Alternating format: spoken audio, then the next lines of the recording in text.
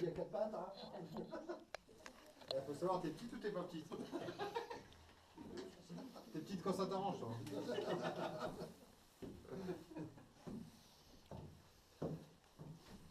Oh, Lolo, j'ai pas descendu, elle va se ramasser une gamme.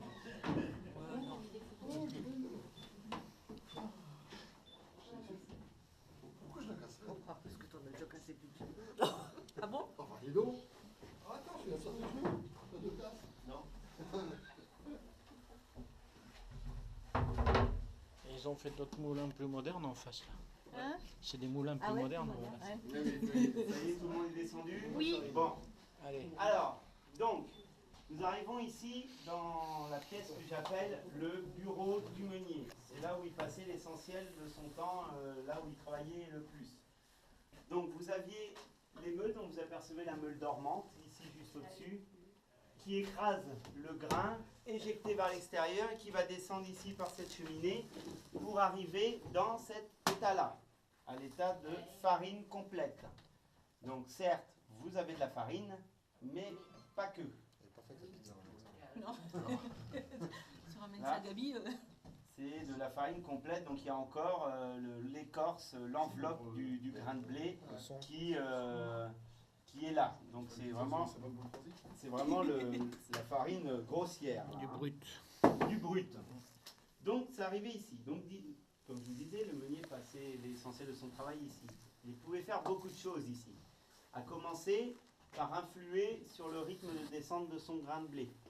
Car cette corde et ce levier sont reliés à l'auger qui tape sur le gros fer au niveau de la trémie. Et donc par exemple, imaginez, le meunier ici voit tomber. Il se dit, ça descend trop vite là, j'entends la meule. Cela, il faut imaginer le bruit que ça fait. Ça hein, devait être une meule. assourdissant. Ah, c'est très assourdissant, ouais, ouais, puis surtout très poussiéreux. Hein. On est dans le brouillard un peu, hein. On n'est pas avec Bob Marley, mais enfin bon, c'est très brumeux, on va dire. Donc d'ici, s'il voyait descendre, il disait, oh là, ça descend trop vite, ma meule, elle risque de s'arrêter. Qu'est-ce qu'il faisait? Il appuyait là-dessus, ce qui fait qu'il éloigne l'auger du gros fer. Il ne tape plus, donc le grain ne descendait plus. Il attendait que l'embouteillage se termine ici, et là, ensuite, dès que ça reprenait un rythme à peu près normal, il relâchait. Ou autrement, s'il voyait que ça n'allait pas assez vite, que pourtant il a mis les 4 voiles et qu'il est bien orienté, bon bah il dit je vais un peu aider mon auger. Alors ce qu'il faisait c'est, là il accélérait un peu, comme ça il y avait plus de grains qui se faisaient écraser et qui arrivaient ici. Donc Et là, ça tombait dans quoi? Dans des sacs ça aussi? tombait dans un sac. Oui, il y avait un sac qui était accroché, vous voyez les crochets ici. Il y avait l'autre crochet là pour le maintenir grand ouvert pour pas qu'il y ait de perte, que ça parte un peu par terre. Donc on mettait le sac comme ça l'ouvrait grand. Et comme ça, il récupérait ici dans le sac.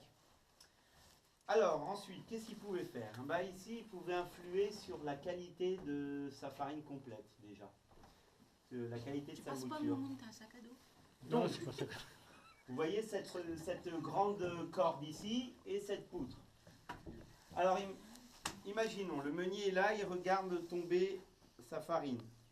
Et là il dit, il y a un problème, le client me l'a demandé grossière et là elle est vraiment très très fine. Non, ça va pas aller, donc il va falloir que je la fasse plus grossière. Alors qu'est-ce qu'il va faire? Il va appuyer sur cette corde. Et regardez la poutre qui est ici, celle-là. Regardez bien quand je tire sur la corde. Regardez bien. La poutre remonte. En fait, ce que je fais là, je viens de lever légèrement la meule tournante, l'éloigner légèrement de la meule dormante. Et donc, l'écart étant plus grand entre les deux meules, le grain est moins bien écrasé, plus grossièrement. Et donc là, à partir d'ici, il avait une mouture plus grossière qui arrivait. Et inversement, s'il voulait une mouture plus fine, ah bah là, il relâchait. Hop, il relâchait. Et puis là, les deux meules sont rapprochées au maximum, ne se touchent jamais, hein, mais elles seront rapprochées au maximum. Et là, il faisait donc une mouture plus fine. Super bien étudié. Comment on fait pas plus d'efforts que ça? Hum. Je dis, C'est équilibré comment pour Ah bah faire c'est contre-poids, là avec le poids ici. Hein. Juste ça pour Ah, lever la meule. juste ça, ouais. Ah oui, juste ce gros poids. Mais Ouais, sous-pesé, Pas de donner c'est pas un, d'explication, c'est pas un poids de 3 kilos. Hein. C'est assez lourd quand même. Hein. C'est quand même. Ah oui, non, c'est une sacrée technique. Hein. Ah, c'est bien étudié. Ah, n'empêche. tout était pensé. Hein. On se dit qu'il y a 3 siècles, ils étaient quand même loin d'être bêtes. Hein. Le plus flagrant, le plus flagrant, c'est pour le vent. Il y a quelques années, on a fait des études pour installer des éoliennes derrière. Donc ils sont arrivés, les spécialistes des éoliennes sont arrivés avec un mât de 25 mètres pour faire une rose des vents, pour trouver quel était l'endroit ici, dans le rayon, où il y avait le plus de vent. Vous n'allez rien. Ici. Ouais, c'était à l'emplacement pile du moulin. Ils nous ont amené la carte, ils nous ont dit regardez, notre rose des vents, l'épicentre venteux de la région à 10 km alentour, c'est à la place de votre moulin. Il dit si on avait voulu mettre ne serait-ce qu'une éolienne, c'était à la place de votre moulin. On leur a dit dommage, il est déjà là. Mais comme quoi, il y a 3 siècles, ils savaient déjà, ils avaient déjà trouvé la chose, alors qu'ils n'avaient pas les instruments qu'on a maintenant aujourd'hui pour calculer le vent. Hein. Alors, revenons un peu à notre farine. Ici, vous avez une glace. Avez-vous une petite idée de pourquoi? Pour se débarrasser, pour se... Non. Non, ça servait à Parce rien. qu'il- Ah, Ça servait à rien du tout, parce que avec la poussière et tout ça, on est dans un état lamentable quand on fait de la farine. Est-ce que c'est pas pour avoir un reflet de ce qui se passe à l'extérieur? Ça y ressemble un peu. Ça y Tu ressemble un peu. projettes dedans. Pour diffuser la lumière peut-être, non? Non. Non, pour la lumière, il avait pas des lampes électriques, mais il avait des lampes à pétrole où il avait un peu de... comment La dire, lumière extérieure. la lumière, pas beaucoup de lumière extérieure, parce que vous voyez quand même l'épaisseur des murs.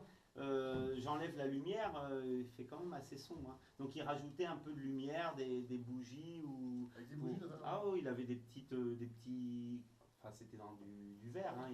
Oui, oui, les petites lampes un peu, style lampe à voilà, pétrole. un petit Ça lustre. a des Il trouvait des petits trucs pour avoir un peu de lumière, hein, quand même. C'est pas pour regarder depuis en haut si ça fonctionne? Non. Non, ça... En regardant la glace, on voit rien en haut. Depuis le coin Donc, là-haut. non. Bah, c'est comme dirigé vers la fenêtre, donc c'est forcément pour regarder. La fenêtre a une raison. C'est une des raisons, pas la seule. S'il fait beau. Une des raisons. Bon, allez, je vais cesser de vous torturer. Je vais vous dire. c'est mieux l'arrivée, non, avec les chargements, non? Pas loin. Là, vous avez vraiment approché. Alors voilà. On va. C'est notre copine, hein. Voilà Mais la, je le sais, mais je ne le dirai pas. voilà la Alors. gagnante. Voilà la première hypothèse, la plus, on va dire, la plus drôle. En fait, on raconte que les femmes de Meunier étaient de très jolies femmes et très coquettes.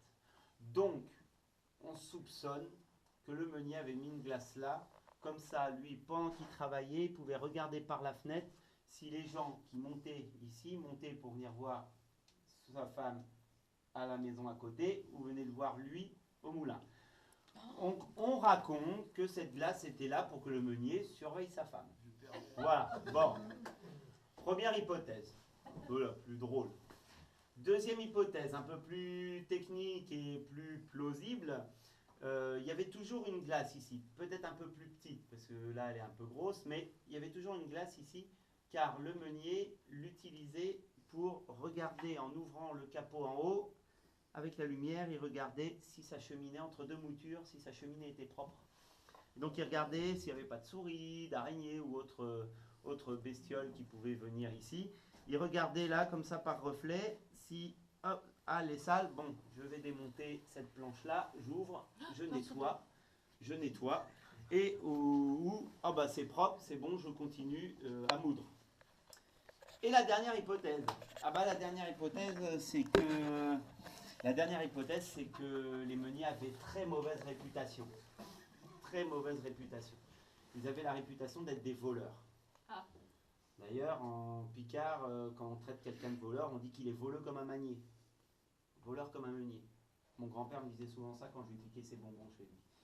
C'est vrai, Fred. Et donc, C'est vrai. donc T'en as piqué des bonbons. il avait la réputation d'être voleur.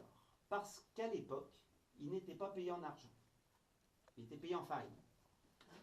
Sur un sac de 100 kg de blé, on obtient 75 kg de farine. 100 kg de blé, c'est écrasé à peu près en 30 minutes, si le vent est fort, entre 30 minutes et 1 heure maximum. Donc le meunier, lui, sur un sac de 100 kg, il faisait 75 kg de farine, 25 kg de son qui n'était pas vendu, rien, c'était donné, parce que ça, pour eux, ça valait rien, c'était pour donner aux animaux. Mais il y avait quand même 75 kg de farine. Sur ces 75 kg, notre ami le meunier prenait 10 kg pour lui. Il prenait 10 kg pour lui et il disait, bon, voilà, ça c'est ma paye, voilà. Le problème, c'est que le meunier, il voulait toujours en récupérer un petit peu plus. Eh oui, il voulait en récupérer un petit peu plus. Alors, les plus astucieux faisaient une petite trappe, par exemple ici, sur le côté de la cheminée, avec une planche qui venait à la moitié de la cheminée. Comme ça, une partie de la production descendait dans le sac. Et le client, lui, qui restait sur place le temps de la mouture, parce qu'un sac, en à peine 1 heure, s'était écrasé. Il avait déjà mis une demi-heure pour monter du village, amener le sac. Le temps qu'il rentre chez lui, il fallait déjà qu'il remonte. Donc, il restait là. Et le meunier, comme il écrasait le grain un peu des villages alentours, il est au courant un peu de tous les potins. C'est un peu l'ancêtre du journal d'Abbeville qu'on a maintenant ici. Et donc, les clients restaient sur place pour connaître un peu ce qui se passait dans les villages alentours. Un tel s'est marié, un tel est mort, un tel a eu un enfant, il y a une épidémie de maladie à tel endroit, bon, voilà. Il y a des envahisseurs qui approchent à tel endroit. Bon. Donc, les clients restaient sur place pour se tenir au courant un peu de ce qui se passait dans la région. Alors, donc, avec sa petite planche là, une partie de la production qui tombait dans le sac et une autre qui restait sur la planche. Bon. Avec ça, il récupérait quelques centaines de grammes maximum, centaines de grammes par sac. Mais imaginez s'il faisait 25 dans la journée, eh ben ça lui faisait déjà 2 kilos de gagné, 2 kilos en plus de ce qu'il prélevait, ces 10 kilos qu'il prélevait légalement. Et ça, c'était au nez et à la barbe du client. Le client ne pouvait pas se rendre compte qu'il y avait une planche là à l'intérieur qui retenait. Mais bon, ça c'était du petit vol, c'était pas bien méchant. La plus grosse façon de tricher du meunier, elle se trouvait là avec le sac. En fait, le meunier, il était là, il travaillait. La farine tombait, et lui, qu'est-ce qu'il faisait au fur et à mesure? Il tassait le sac. Il tassait. Ça passait au travers. Il tassait. Et en tassant, la farine, elle se compacte. Et donc, paraît plus lourde. Donc le meunier, lui, son but, c'était je tasse. Oh, client, oh, c'est lourd. Et le client dit, ah oui, c'est lourd, merci le meunier. Et bien ça, notre ami le meunier, il récupérait 5 kilos de plus par sac. Alors là, à la fin de journée, si je prends une moyenne de 20 sacs, ça lui faisait quand même 100 kilos de gagné, en plus des 10 kilos qu'il prélevait à chaque sac. Donc là, il avait de quoi faire son beurre. C'est pour ça que d'ailleurs les meuniers étaient, à l'époque, c'était des notables, c'était des gens très riches. Et donc, parce que forcément, ils s'emmagasinaient un petit peu. Bah oui. Alors un jour, les clients, il y a eu un client qui a été un peu méfiant. Et donc, l'histoire raconte qu'il aurait demandé au meunier d'installer une glace ici. Le meunier a dit oui, bonne idée, parce que moi, comme ça, pendant que je travaille, on peut se voir et discuter. Le client a fait oui. Non, mais lui, il avait une autre idée, le client. En fait, le client, il a demandé une glace ici, parce que notre meunier était là, travaillait dos à lui, et il tassait le sac.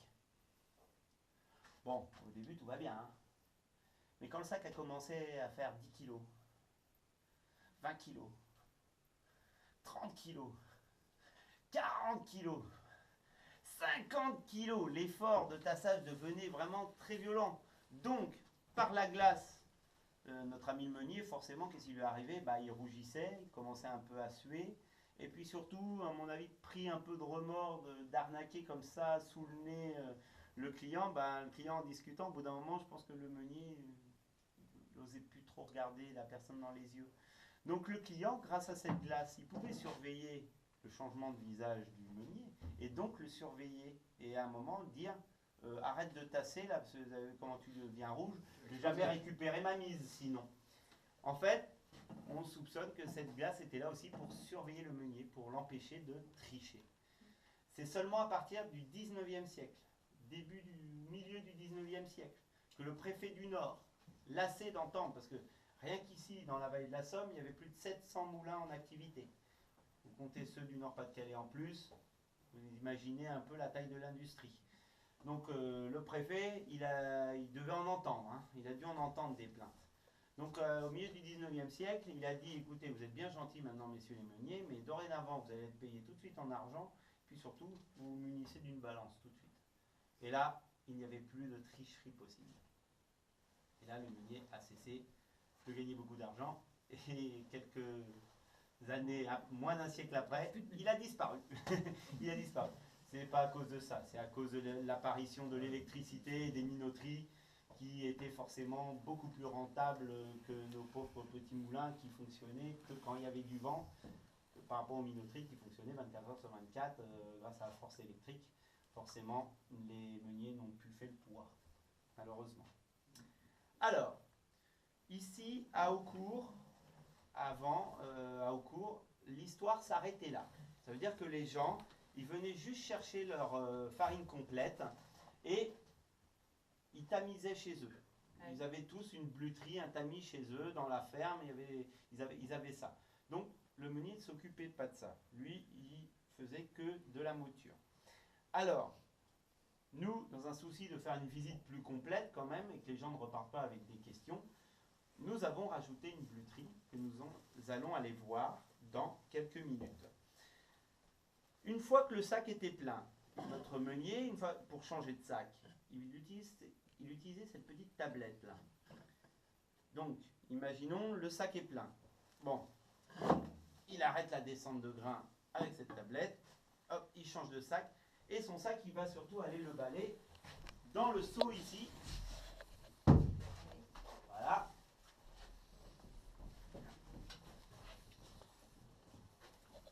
Seau qui est percé. Vous voyez ? Seau qui est percé, dans lequel descend une vis sans fin, qui, comme logé en haut, qui s'occupait de faire descendre le grain progressivement dans l'œil de la meule, et ben lui, notre petite vis sans fin, va s'occuper de faire descendre progressivement la farine complète dans la bluterie. Parce que pareil, si on met 100 kg de farine complète dans la bluterie, dans le tamis, il y a peu de chances que le tamis tienne le choc.